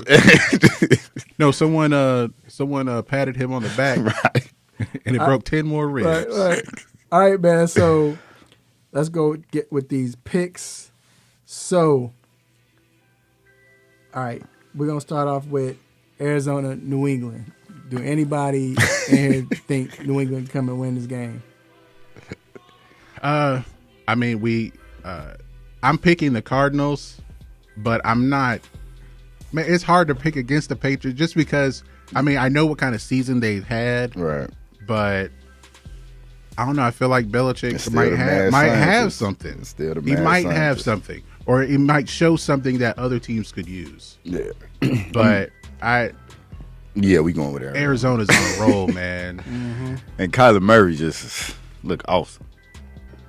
Yeah. Even though someone said that he looks like a toddler who just stole a cookie off the counter. He definitely looks like that. And I can't unsee that. He definitely looked like that.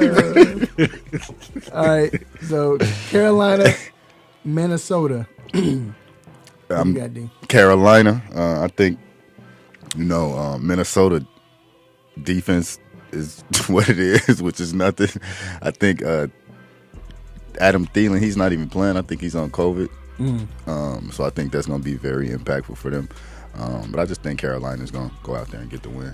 That's a shame because now it's to the point now.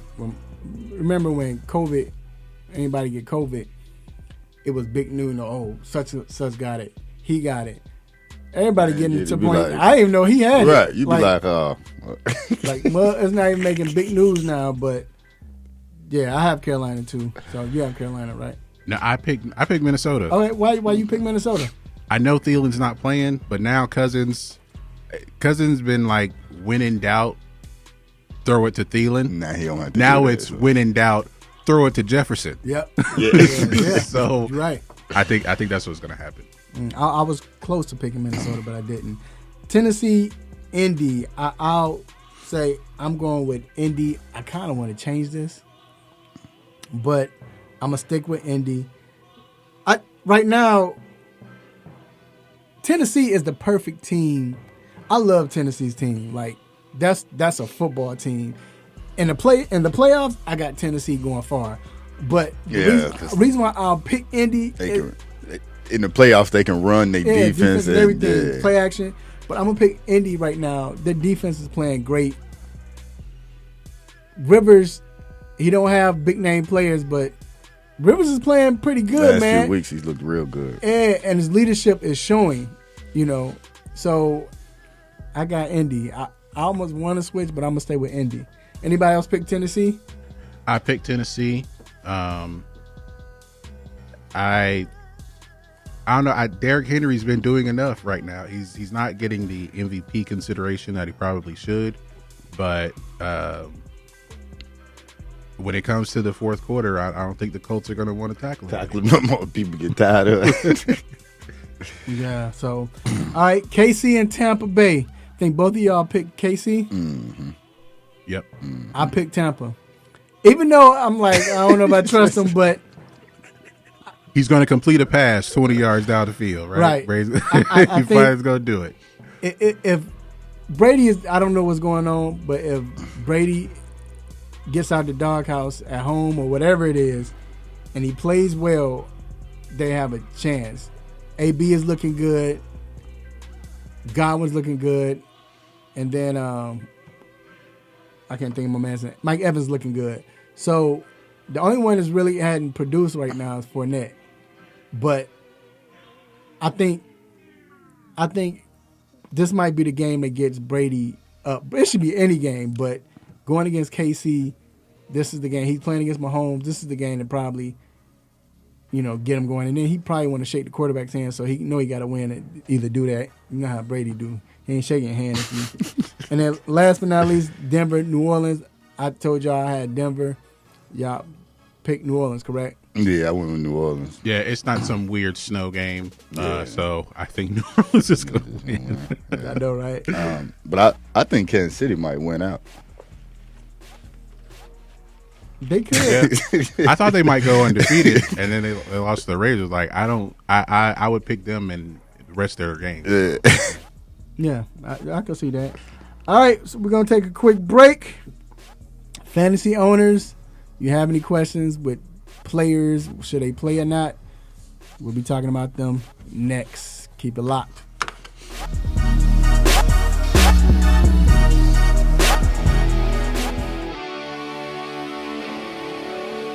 Have a sports injury? Need to see an orthopedic doctor? Ortho Atlanta is one of Metro Atlanta's largest orthopedic and sports medicine practices, providing orthopedic and sports medicine care for the whole family. With 37 physicians and 14 offices, the practice provides the highest level of care for injury of muscles, joints, bones, and spine. Ortho Atlanta offers convenient access to a full range of musculoskeletal surgeons and specialists. Ortho Atlanta also offers on-site physical therapy, pain management care, MRI imaging, and workers' compensation care. The Ortho Atlanta surgery centers in Austell and Fayetteville provide cost-effective, same-day surgical procedures in an accredited outpatient center. Hip, knee, shoulder, back pain? Ortho Atlanta has you covered with specialists in all areas. Same-day appointments, orthopedic care for the whole family. Ortho Atlanta, Atlanta's choice for orthopedic and sports medicine care. Learn more at www.orthoatlanta.com.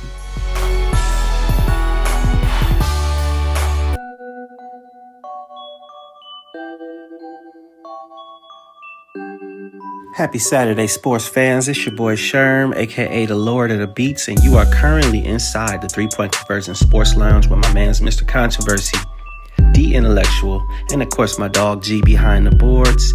Cheers to the freaking weekend.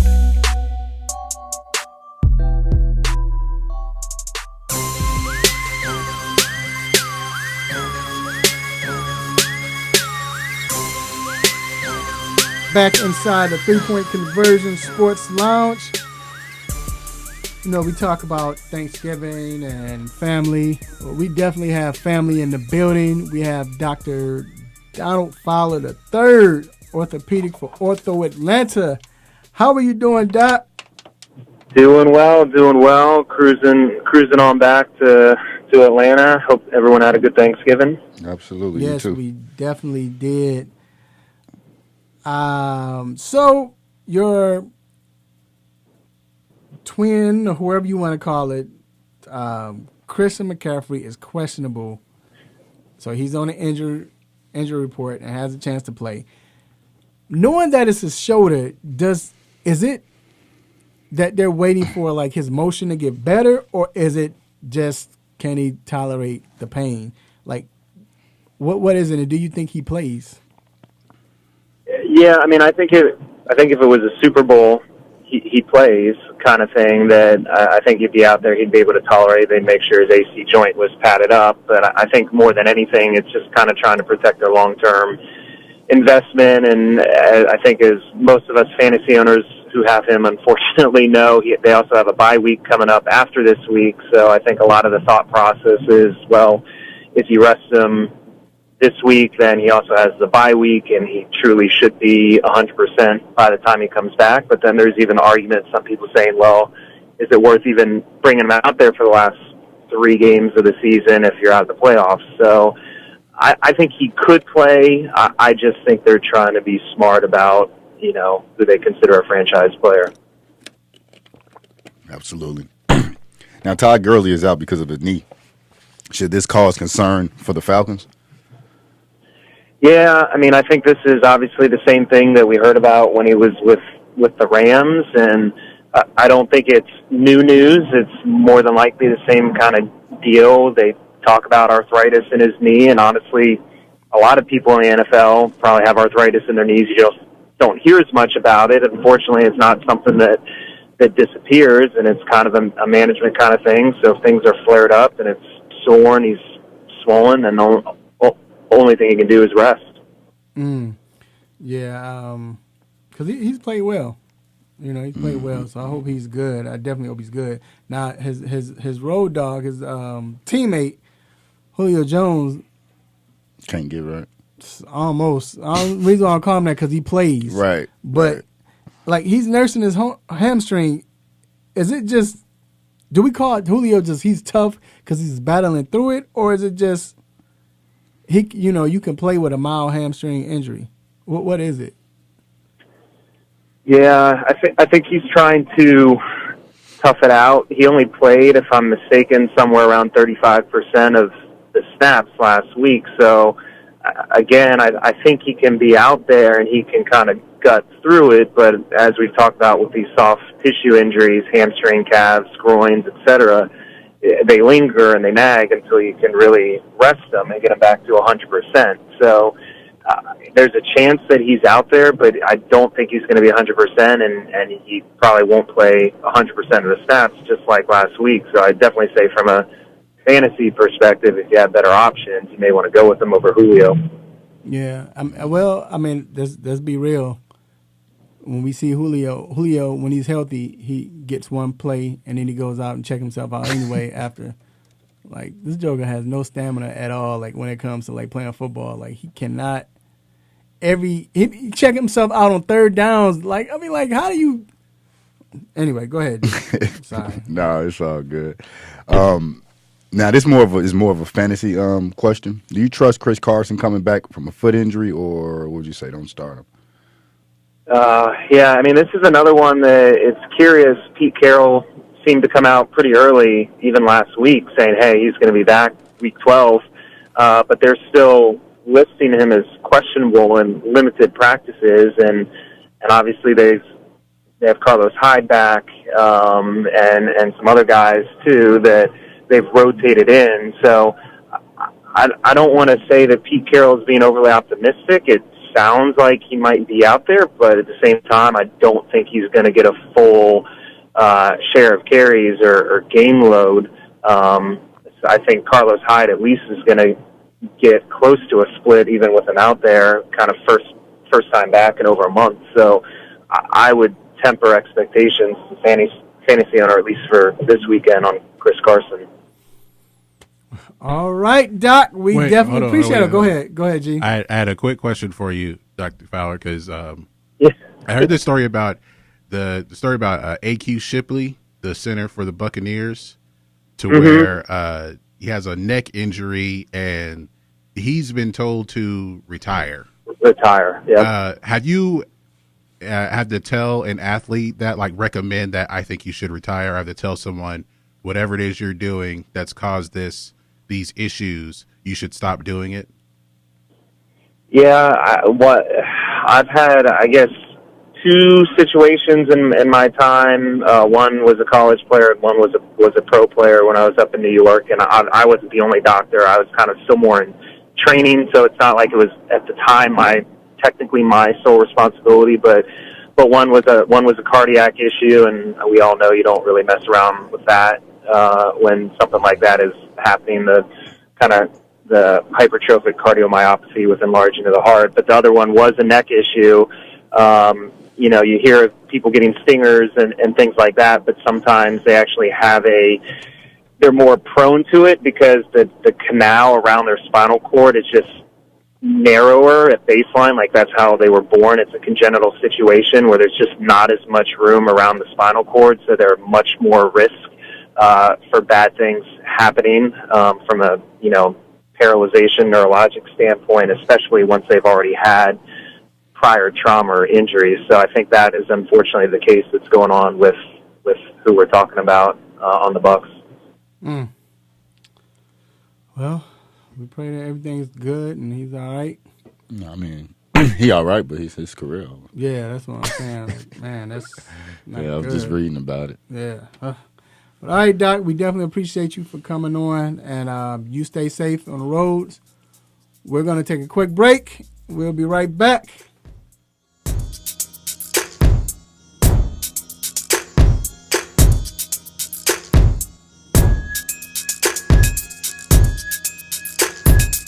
Hey folks, just a quick reminder that no matter the time of the day and no matter what day of the week, East Coast, West Coast, all points in between, we are always on. So go to your app store and download the Real 1100 app and listen wherever and whenever. Wash your hands, avoid sick people, and touching your face. This station and the Beasley Best community of caring want to protect your family. Get everyday prevention tips at cdc.gov/COVID-19.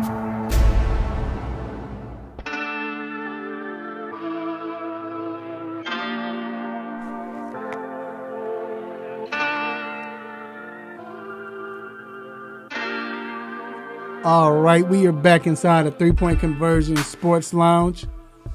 And this is what's on my mind. D, you got something that we can, how lately you'll say something, we all talk about it. I can't think of anything. Well,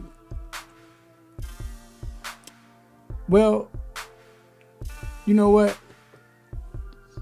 So we talked about Montrezl Harrell, right, last week. That was another heated debate, and you were saying that you don't believe that. What you say? You don't believe that he should have left the Clippers. Right. Well, to go to the it came out that he was saying that after they didn't want him. Yeah, he kind of didn't want him. That's what he's saying. So they probably didn't offer him as much, or they were trying to see other things before they made him a priority. Probably, right? So, do you think?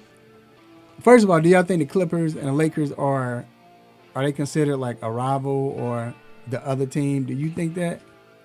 On the Clippers side, the Lakers are a rival. On the Lakers side, the Clippers are, what? Who? I mean, I can't say that with the team. Maybe like for the fans and even the entire organization, but because this Lakers team was just not in the playoffs, not this Lakers team, right? But like the LeBron-led Lakers team.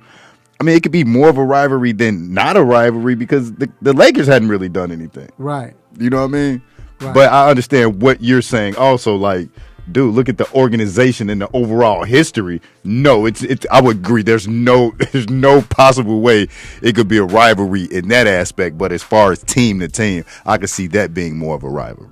Okay, so if that's the case, then do you think when it comes to like you played, say if there were a rivalry, any team, and then you go to that rival, if you play with Bears and Green Bay, or right, we felt about Julius Peppers going. But yeah, you played for the team 3 years. Do you think they shouldn't, like, that's like a law? So I don't want to say 2 to 3 years. I say if you're a homegrown talent per se, right? That's like Charles Tillman going to the Green Bay Packers. Right. Like he never do it. You wouldn't have saw Lance Briggs, after his contract was up with the Bears, go to Green Bay. Like, because it's in your blood. Like, we hate Green Bay, you know what I mean? Like, it's drilled into you to hate Green Bay. Like, most coaches, when they come to the Bears, what do they say? I'm here to beat Green Bay. Right. So it is deeply in, and that's what I'm saying about Harold. He's been there, 4 years, 5 years? No, Harold he been in the league, 4 years? How long he's been? 5. It would be 5 because they would have did a Yeah. 4-year contract, then added it, took his extra, the extra year. So does that count? It might have been in like 6 years. Yeah. He's played for the Rockets.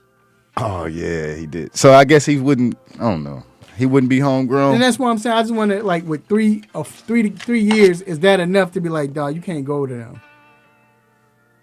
See, and I think it's even more than that, right? Like, because what they were trying to build with the Clippers so that they could go directly against the Lakers. And Montrezl, you were part of that. You were, Right. you know what I mean? I think when all of that goes into it, right? Not just the years. Like, we were building this Clippers team to play these Lakers, and you were a part of that. You were a piece of that. Right. And you saw how he talked bad about them. You know what I mean? Like, when it starts doing that, you like, so you just going to erase your tweets?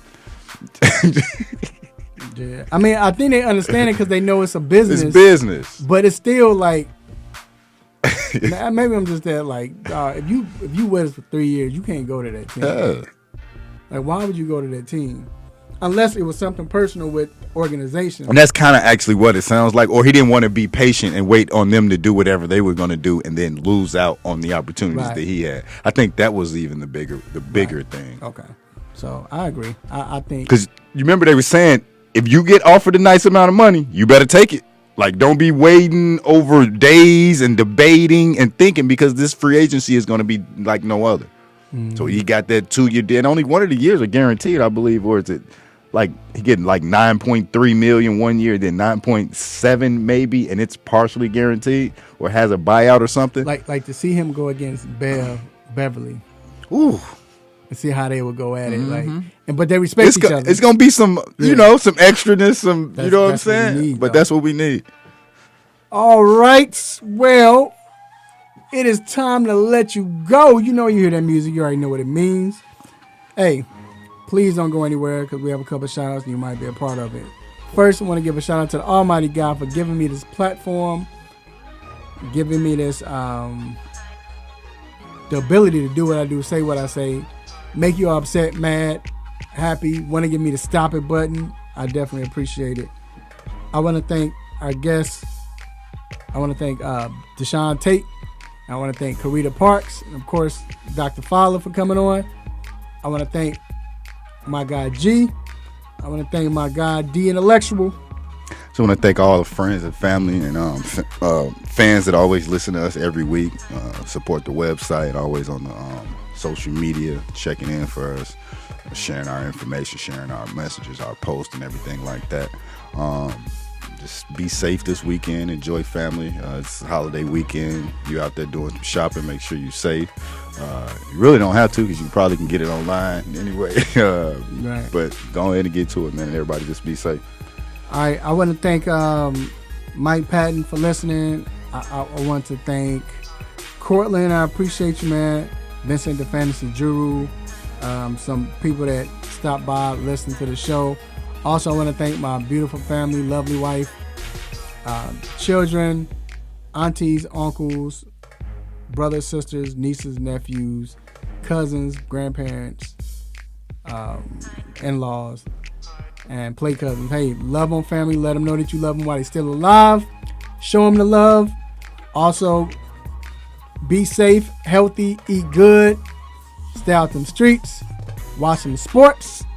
And until then, till next week, wash your hands. And wash your hands. Same time, same show, same crazy host, same sports nonsense. Will you miss me? I'm out. Peace. Thank you, Raphael. You just got done listening to the 3-Point Conversion Sports Lounge. Be sure to follow us on our Instagram, Twitter, and Facebook accounts at the 3-Point Conversion. And also make sure you check out our website, the3pointconversion.com.